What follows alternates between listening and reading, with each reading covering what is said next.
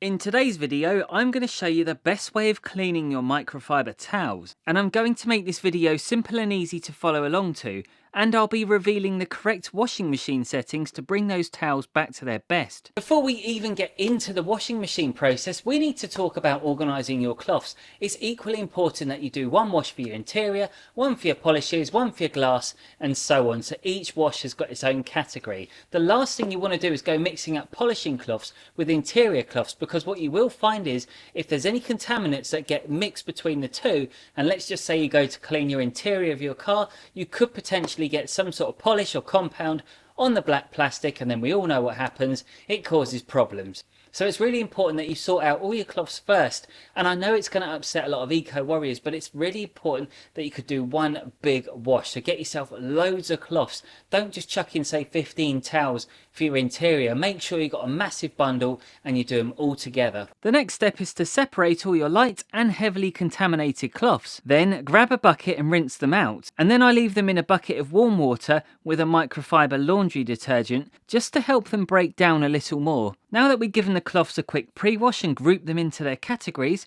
we can jump on to the next step.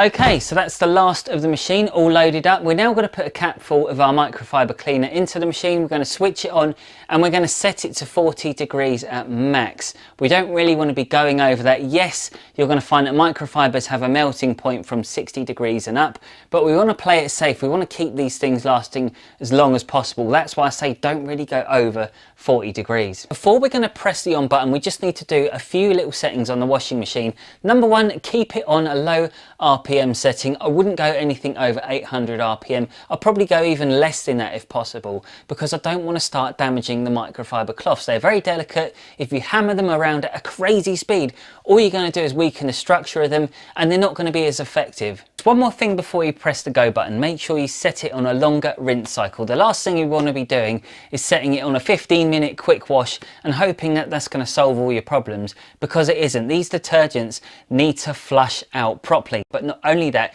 they need a longer time to rinse out. And also some washing machines like this one even have an extra rinse button. So if you haven't got that, then make sure you give it another rinse after you've done its main wash. My best advice is to bulk buy all your cloths and have a designated laundry day where you can manage all your towels. When it comes to drying them, I like to give them a good shake and air dry naturally outside. But sometimes in the winter you need to opt for a tumble dryer. But if you do decide to use one, then you need to be very careful not to damage the fibres. So my best advice is to leave them on the lowest temperature settings and don't leave them in there for too long. And to make your life even easier, I'm giving you the chance to take a screenshot of my entire step-by-step process, and I've put down even more tips and tricks in the description below.